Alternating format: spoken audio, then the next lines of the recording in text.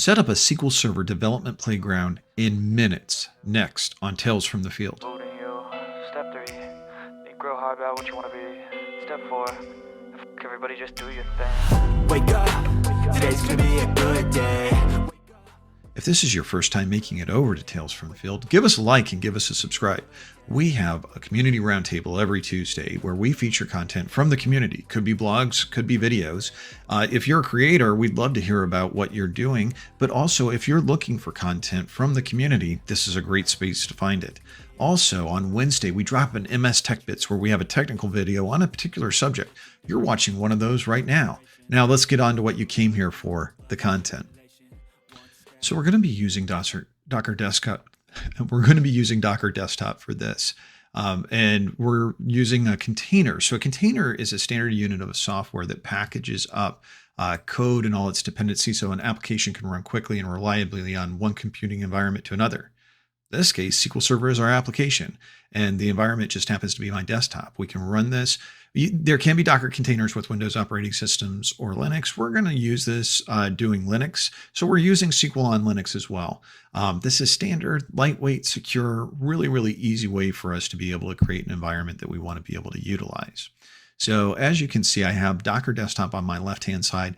I have Visual Studio Code, and I'm just going to use the PowerShell command window. And very quickly, I'm going to run this command. And this will also be in the prompt for you to be able to find this in the description of the video. You'll have to put in your own password, but I'm going to run a line, and you can see instantaneously over on the left-hand side, I already have a SQL Server instance up and running. As a matter of fact, let's go over and let's grab SSMS. And what we'll do is we'll connect to it. We're going to use the localhost 127.0.0.1 and the port that we created in our statement. And I can come over here. I don't have any databases yet, but I can run a script and show you this is SQL. So select add at version. And this is going to return SQL Server 2022. Let's expand this. You can see the full version of it.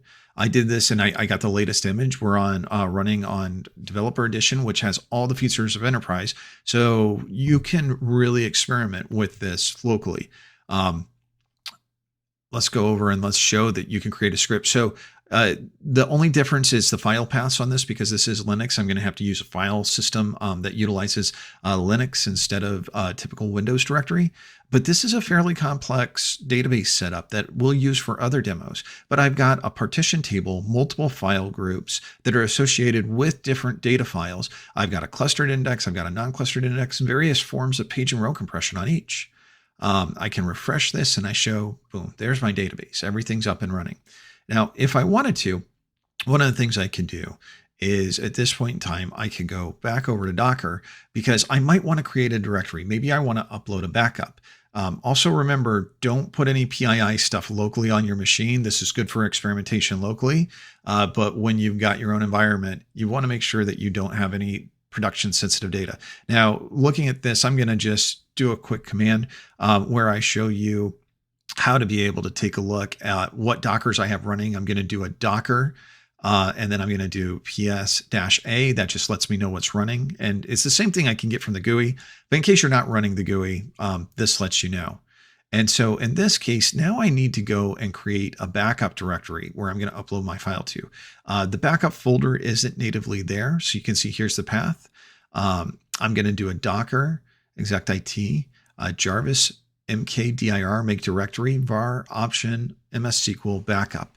And now I'm going to go over to GitHub and I'm going to look at the SQL Server code samples. And specifically, I want to get the worldwide importers databases. Now I've already got a copy and I'm going to show you how to be able to get one. Just go over there, click download. Again, this link is in the description of the video. And I'm going to do a quick dir because if you can see, I'm already in my C backups folder that I have on my local machine. So I've already got this sitting there to be able to use. So what I'm going to do now is I'll just do a quick dir. Yeah, just simple. See, and you can see I got a WWI. It's a backup for worldwide importers. And what I'm going to do is I'm going to now upload that using the Docker CP wwi.bak. I'm specifying the name of it, Jarvis, and it's up there. Let's go take a look. I'm going to go over to SSMS. I'm going to say restore database. I'm going to say from device. I'm going to go to add, and then I'm going to, backups. No, that's not the right backup folder. Sorry. Under MS SQL opt MS SQL backups. There's my worldwide importer backup. I click OK. OK. Now I do want to change the file paths because you can see these were on a D drive. These were on a Windows and I need to change them. I click OK. Actually options. And then I'm going to overwrite anything just to be on the safe side. I don't have a database there, but I always like to say overwrite settings. I think that's just a good practice to be on the safe side. So this is going to restore, and then boom, look at that. Now let's go over and just take a look and see that everything restored properly. I'm going to go down to reports. I'm going to get my disk usage by top tables report. I've got my production SQL 2022 developer environment fully loaded with worldwide backup importers.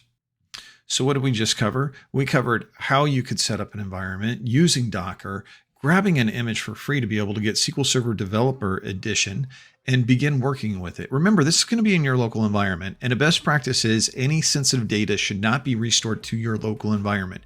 But if you're looking to test out a feature, if you want to play around with something, this is a great way to get up and running. If you're studying, if you're learning, if you're practicing for a certification exam, this is how you get an environment quickly that you can play around with. All right, you know what we like to do? We like to keep this conversation going. Sound off in the comments below. Let me know what was useful. Let me know what you'd like to see. Have a great week, everybody. Take care of yourselves. Good food, good mood, blood in circulation. One step at a time, yeah, that's how you make it.